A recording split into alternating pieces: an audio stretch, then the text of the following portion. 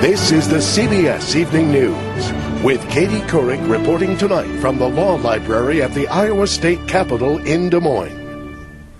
And this is a special Western edition from Des Moines, Iowa. Good evening, everyone. We begin with breaking news. CBS News now estimates that Barack Obama has won the Democratic caucuses with a lot of help from young voters. Obama beat the national frontrunner Hillary Clinton and John Edwards. Meanwhile, on the Republican side, CBS News estimates Mike Huckabee has won. He got a big boost in this state from Christian evangelicals, but a big disappointment for Mitt Romney, who spent a lot of time and money here and is looking to become the first Mormon president. Battling for third, John McCain, Fred Thompson, Rudy Giuliani, and Ron Paul. We have a team of correspondents deployed to bring you every angle of this critically important story. First, Dean Reynolds with the Obama campaign. And Dean, I know this campaign spent a lot of time targeting young voters, and it worked. It did indeed. In fact, the bet that they made was that they could bring a lot of those young voters, the first-timers, to the polls, along with undecideds and independents, and it would appear that all of that worked masterfully for them. They're now projecting perhaps as many as 200 to 230,000 people attending these caucuses, which would be like 100,000 more than 4 years ago. They're doing 10% better among seniors than they expected to do. They're doing better among those under 30 than they thought they would do. And they're doing better in rural areas, which were of great strength or strongholds for John Edwards. They're doing better than their projections there. And we're getting signs that they're also doing better in the limited African-American precincts in Iowa, which could be very significant further down on the road towards South Carolina, where there is a large African-American voting bloc. Now, one thing I should point out is that the candidate himself watched these returns and is described as inspired by the big turnout, and Katie, I'll bet he is. And, Dean, when do you expect him to come down and address the crowds there? Well, I think they're going to wait, obviously, until the other candidates decide to throw in the towel, if you will. There is a slowing of the count connected to the large turnout. There are so many people that it's taking them a while to count everybody, and that may mean that concessions, if there are to be any, would be delayed as well. So we don't expect to see Senator Obama here for quite some time. All right, Dean Reynolds covering the Obama campaign for us. Dean, thank you. The Obama win tonight is, of course, a major disappointment for Hillary Clinton, long perceived as the inevitable nominee. Many believe she still will be.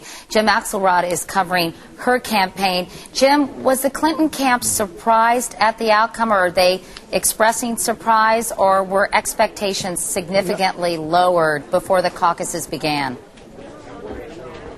Well, Katie, they did try to lower the expectations, but earlier tonight, the Clinton caucus director told me that they, too, were thinking if it got to 200,000 caucus goers or so, bad news for them, good news for Obama, and that appears to be exactly what happened. Figuring there's nothing to do but wait for results, Hillary Clinton had a relatively quiet day. I feel great. If her point, that she's got the best experience to be president, hasn't been made by now, it's too late. But voters also say this election's about change. And despite months of saying that experience is precisely what's needed to produce change, poll after poll indicates Iowa's Democrats see Obama as the better agent of change.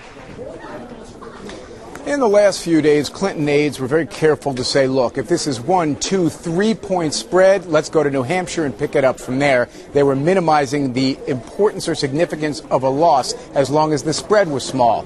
And again, that's what they'll be spinning tomorrow. Katie? Is Hillary Clinton finding any solace that she's following, in a way, in her husband's footsteps in this state? Well, you know, the problems that the Clinton campaign had from the outset was they did not have the kind of established framework here because Bill Clinton didn't run here in 92. Tom Harkin, of course, was a favorite son, didn't have to do it again in 96. So they had to come in from ground zero with no structure, no established campaign organization, and try to build from the ground up, and they came late. This is another thing the Clintons will say starting tomorrow in terms of trying to put this into some kind of perspective. Katie? All right, Jim Axelrod. Thanks, Jim. Meanwhile, John Edwards spent years campaigning here in Iowa, and he really needed a good showing tonight. Chip Reed is with the Edwards campaign. Chip, are they feeling somewhat deflated?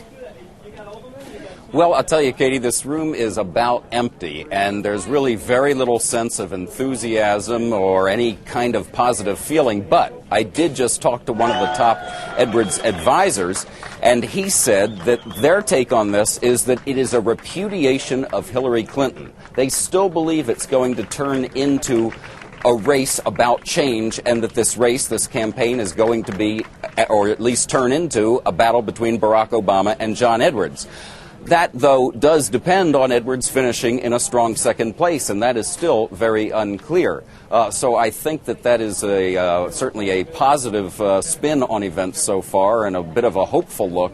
But they certainly believe in their hearts that Edwards is not out yet, that it's a big victory for Barack Obama. Obviously, he really did get those young independent voters out there, which a lot of people doubted he would be able to do. But on the other hand, they still believe he has a fighting chance here, and fighting is a good word because he's been all about fighting throughout this whole campaign, Katie. In fact, Chip, some people think he's been too feisty, if you will, that his campaign took on an aggressive, angry tone that turned voters off. Have you talked to any Edwards staffers about that?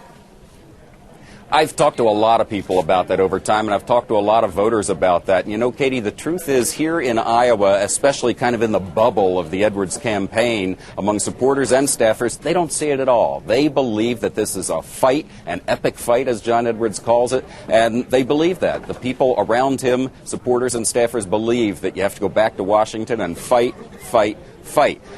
The fear all along, privately among Edwards staffers, is does that translate in the rest of the country? Is an argument like that going to work in New Hampshire or in California or New York or Florida? Yeah, it might work here in Iowa, where you've got these prairie populists who have that mood, that kind of anti-what's going on in Washington mood. But is that going to work all across the country? There have been a lot of doubters. So it really depended on him winning or having a very strong second-place finish in Iowa, and that has yet to be seen, Katie. All right, Chip Reed. Chip, thank you. Meanwhile, what a night for Mike Huckabee. He came from nowhere to win here in Iowa. Nancy Cordes has been covering his campaign. Nancy, what's the latest from there? Well, Katie, a decisive victory for Mike Huckabee is the best belated Christmas present he could have hoped for, and he got that present in large part from evangelical voters. Take a look at what we've learned from those entrance polls. 60% of caucus goers, Republican caucus goers, identified themselves as born-again or evangelical voters, and they went overwhelmingly for Huckabee, who is, of course, a former Baptist preacher. 45% of them voted for Huckabee and just 19% for Romney. Take a look at something else interesting. Republican caucus goers were asked which quality mattered most to them in a candidate. 43% said values. 33% said what he believes. Now, over the past few weeks, when we spoke to Huckabee supporters at his events, overwhelmingly they said the reason that they supported him was because of his values, pro-life, pro-marriage. Only 14%, on the other hand, said that having the right experience was important. And you'll recall, Katie, that Huckabee has come under fire several times over the past few weeks for perhaps not being as up on foreign policy as he should be. A lot of experience in domestic policy, 10 and a half years as governor of Arkansas, but no foreign policy experience. But only 14% of those Republican caucus goers said that mattered to them. And only 8% said they cared whether the candidate had the best chance to win. That's a question some have asked here in Iowa. If I vote for Mike Huckabee, does he have the chance to go all the way? But only 8% of the caucus goers said that that was important to them. That might be a hint to why he won or is projected to win here in Iowa. Katie? But Nancy, those so-called gaffes that he's committed in recent weeks about Pakistan or getting confused about the writers' strike, they really didn't seem to impact caucus goers here. They really didn't, and those negative ads that were run by Mitt Romney over and over again here in this state didn't seem to matter much either. And for the most part, when we spoke to Iowa voters, they said foreign policy wasn't what was on their minds. Those Republican caucus goers said it was values that was most important to them. All right, Nancy Cordes covering the Huckabee campaign. Nancy, thank you. No one spent more time and money here in Iowa than Republican Mitt Romney. He comes in second, but this race is far from over. In fact, it's just beginning. Bill Whitaker is covering Romney for us. Bill, what's the latest from there? Well, Katie, we understand that Mitt Romney already has called Governor Huckabee to offer his congratulations. Now, you must understand that Mitt Romney's whole strategy was based on winning big in these early states. A big loss here now makes New Hampshire all the more important. Hi, how are you? He hasn't yet folded his tents in Iowa, and already Romney is turning his sights and firepower on the next battle, New Hampshire. Nice to see you, Will. Today, launching a missile at chief rival John McCain. His record in the U.S. Senate leaves a lot to be desired. He's unleashed a barrage since McCain first tied, then passed him in state polls. Emails to reporters blasting McCain. He opposed the Bush tax cuts twice. Ads on the web, on TV. He even voted to allow illegal immigrants to collect Social Security. Full of information, political watchdog factcheck.org has called false and misleading. He's attacking McCain for a bill that he himself once called reasonable. Romney's hanging tough. If Senator McCain considers that an attack on him, why, that's kind of unusual because it only describes important issues and what his positions are.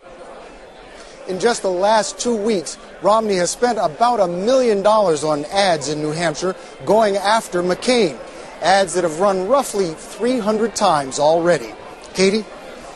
Bill Whitaker. Thank you, Bill. John McCain is still battling for third here in Iowa tonight. Kelly Kobayea is following the McCain campaign. And Kelly, in a way, Huckabee's strong showing here will only boost McCain in New Hampshire, won't it?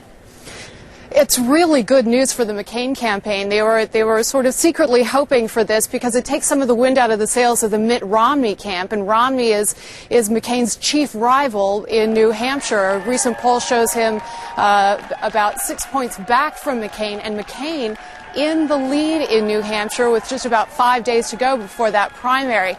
McCain came out and spoke to some of his supporters in New Hampshire just a few minutes ago. He said that he called Huckabee and congratulated him on his win in Iowa. He also took a couple of digs at Mitt Romney, really. Said, first of all, that it shows that negative campaigning doesn't work and that you can't buy an election in Iowa. All right, Kelly Kobayea, thank you for that. And we'll be back with more from Des Moines right after this.